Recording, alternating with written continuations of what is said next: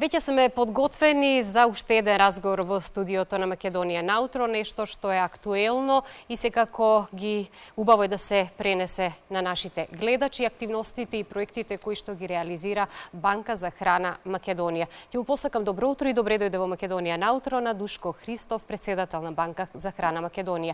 Како сте утрово? Добро утро, благодарам на поканата. Ќе биде жежок ден. Жежок ден како и предходните денови, меѓутоа вие неуморно работите. Знам дека сте постојано активни до доцните ноќни часови, практично до наутро работите со реализација и подготовки за проектите кои што се дел од тековниот период. Што е она што го сработивте во изминатиот период, а треба да го сублимираме за да подоцна и најавиме тоа што е во иднина планирано? Како што претходната тема беше пандемијата од COVID, ние банките за храна сме ностово во пандемија. Ние пандемијата во која што е сиромаштијата и гладот се секогаш биле се и ќе бидат присутни. Се трудиме да тој глад или сиромаштија кој што на некој начин сме објаснувале, па и сега ќе кажеме неколку збора за состојбата во нашата држава. Така да не мора да бидеме на штрек и да го работиме она за што сме се определили дека треба да го работиме. Подзавршуваме еден проект Civica Mobilitas, бидејќи 2 години помина. Многу најави и гостување сме имале на оваа тема по повод тој проект во МРТВ, но стандардната процедура која што и постапка која што ја правиме секој месец во општина центар во Скопје и во општина Кавадарци, каде што на месечна основа веќе таа група на граѓани се знае, веќе станавме блиски со нив, веќе ги распознаваме, околу 150 на семејства општина Центар и околу 100-110 семејства во општина Кавадарци, ни се на, да речеме, на обврска која што секој месец ја реализираме. Во меѓувреме имавме токму поддршка од Civica Mobilitas, каде што 200 пакети во 4 општини поделивме, бидејќи дел од средствата ни остана, немавме можност да ги искористиме за семинари или за било какви други активности. Одлучија луѓето да одобрија да ги намениме токму за 200 и повеќе семејства во, како што реков, во 4 општини Скопје, Куманово, Штип, Исто и Кавадарци. На тој начин во периодот имаме и една интересна еден настан каде што на 9 јуни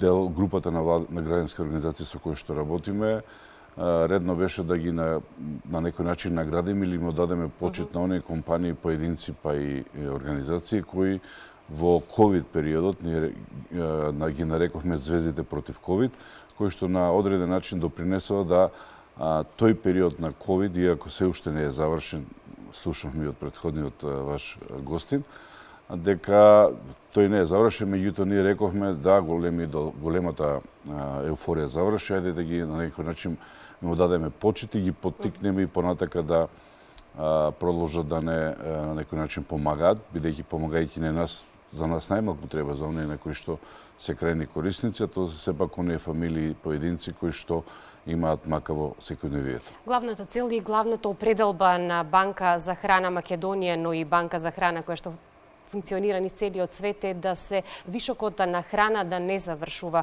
на ѓубре, туку вишокот на храна да заврши кај социјално загрозените семејства на сите оние кои што име потребна помош, затоа што некои луѓе не можат да си дозволат, како што и многу пати имаме кажано, ниту еден достоинствен оброк во текот на денот, а камоли да ги задоволат комплетните потреби кои што треба да ги практикува секое семејство.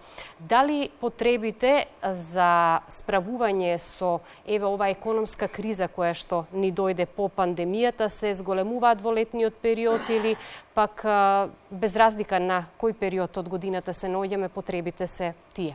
Ние луѓето мораме да јадеме секој ден, така да нема период на зимо, лето, есен, зима или пролет. Потребата од храна или помош на тие на кои што им треба секогаш е во етерот на интересот на самите граѓани. Поготово сега рековте дека со зголемување на цените на енергијата. Економската криза гледаме дека и цените енормно растат веќе. покрај оние што ни беа редовни... Се намалува куповната моќ на граѓаните, со тоа и повеќе се загрозени социјалните категории. Оние баратели кои што ни беа редовни, да ги речем, сега имаме зголемување буквално од 3 до 10 во изминатите месец-два и па и нешто повеќе, од 3 до 10 јавувања секој ден нови баратели кои што го кажуваат својот статус. Ние не ги гледаме нели по телефон, но секако кажува дека иако си двајцата на работа од семејството, дека со голем број на дечиња 3, 4, 5 не може да го издржат месец. И сме имале случаи каде што и тоа е било помогнато од наша страна, меѓутоа ние не можеме многу да помогнеме, бидејќи, како што спомнавме, економската криза си го прави своето, се помоци донации и на храна, мора да напоменам, затоа можеби го спомнав претходниот настан, да на некој начин го задржиме вниманието на операторите со храна. Да, токму тоа сакав да ве прашам, успевате ли да одговорите на сите барања на луѓето на кои што им е потребна помош? Соодветно на тоа ќе ги поздравиме сите оние поединци и општествено одговорни компании кои што ви излегуваат во пресред и ви помагаат, но сепак ви е потребна дополнителна помош. Токму и затоа ги правиме овие разговори и одново да апелираме до сите оние кои што може да помогнат. Сега за сега компаниите се општествено одговорни, мора да признам. Можеме да одговориме на оние преземни обврски што ги велам во општина Центри, во општина Кавадарци, на некој начин успеваме барем месечно да удоволиме по еден скромен, ја го викам, прехранбен пакет на тие семејства, но секако дека се осеќа во, да речеме, везејти немаме донација. Кој гледа нека повели нека донира зејти, но имаме останатите основни артикли кои што се дел од тие пакети кои што ги делиме на месечна основа, но секако, како што споменав, голем број на семејства кои што нас не изненади едноставно, кои што се вработени, а ние по некоја си одредба во организацијата сме рекле дека не е некое правило, меѓутоа доколку има некој каде што е вработеност, каде што се вработени неколку лица, тогаш не даваме пакет. Меѓутоа, кој ќе погледаме ситуацијата на тие семејства, одејќи кај нив или посетувајќи ги на некој друг начин, видиме дека навистина ситуацијата не е баш така розова. Од тој аспект, апел, дури па и оние вишоци на храна кои што се јавуваат, оно што го рековме и за тие вишоци на храна, тие треба да се стават во функција, оно што рековте, преку како нашата организација ги има и други, да дојдат до крајните корисници, бидејќи тоа можеби не се тие најосновни производи кои што се со тесерокна употреба, но сепак се доволно некој додаток на храната која што ја користат самите поединци и фамилии. Со текот на времето низ годините ја проширувате својата мрежа низ територијата на целата држава. Уште позначајно е што имате соработка и со други организации, па во таа меѓусебна соработка помагате едни на други во сферата на вашето работење каде што е потребна помош. И би сакала да се подсетиме на еден проект со кој што сакавте да помогнете на семејства од социјално загрозени категории, каде што им овозможувавте сами да си обезбедат работа и екзистенција.